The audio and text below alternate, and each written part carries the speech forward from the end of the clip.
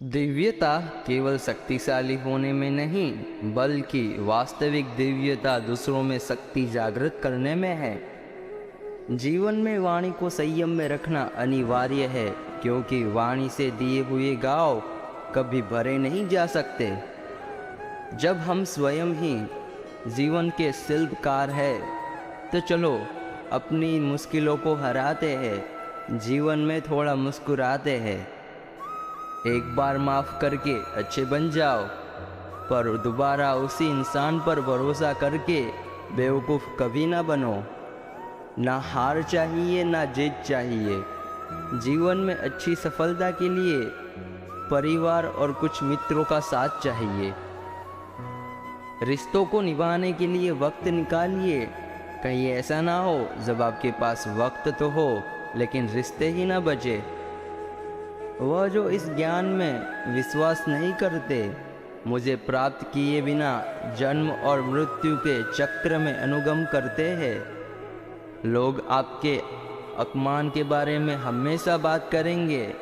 सम्मानित व्यक्ति के लिए अपमान मृत्यु से भी बदतर है।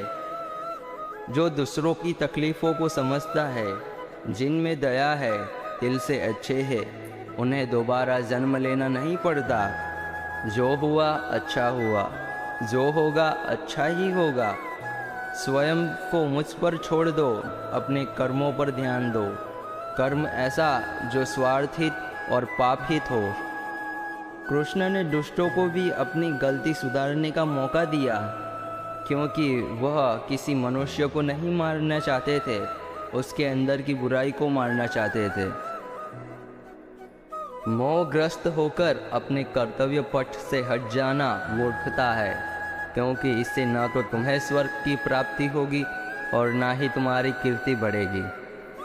इस भौतिक संसार का यह नियम है, जो वस्तु उत्पन्न होती है, कुछ काल तक रहती है, अंत में लुप्त हो जाती है, चाहे वे शरीर हो या फल हो।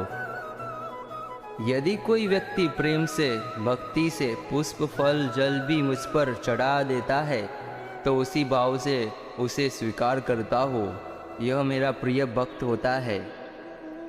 उससे मत डरो जो वास्तविक नहीं है, ना कभी था ना कभी होगा।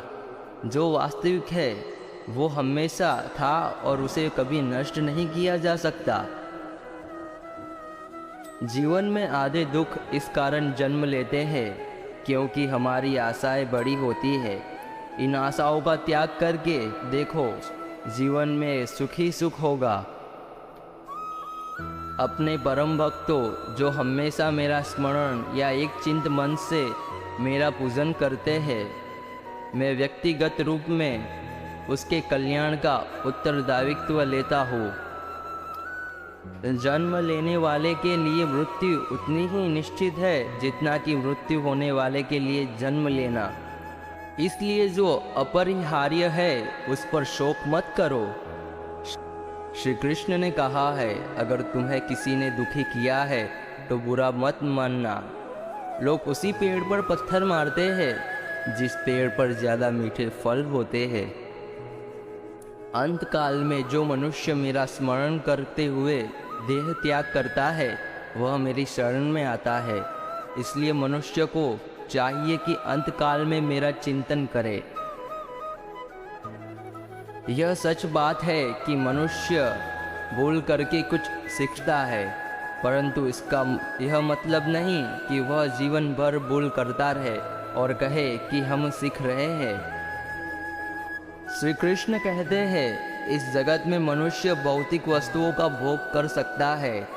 अगर वे चाहे तो सब कुछ छीन सकते हैं। मनुष्य कुछ भी नहीं कर सकता।